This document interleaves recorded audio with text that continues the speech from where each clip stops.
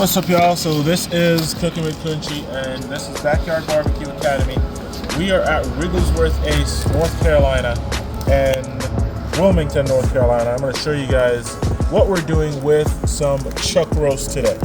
So if you guys have never heard of the chuck eye, this is how you identify the chuck eye right here. It is the chuck that has a little steak on it that kind of looks like a ribeye. That's the one right there. There's two on every chuck roll.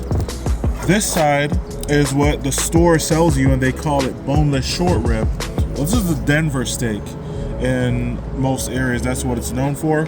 So we have two of these, and I'm going to show you guys how we break them down. So you don't necessarily need to use a knife the whole way to do this, and this is what we got right here. And right away, you got your chuck eye steak. Right, so that is super simple, easy to do. You have this little piece right here, but this is going to be our Denver. So what we're going to do, we're going to cut this in two, like so.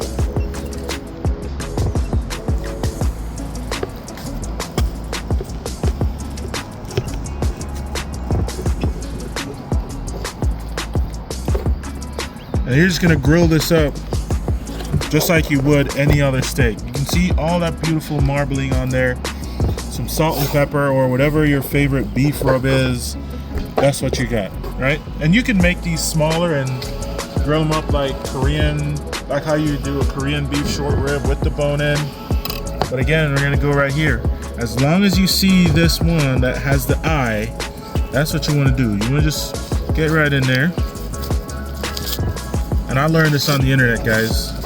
So I'm just showing you what I learned. And then right here, this fat is a little bit thicker.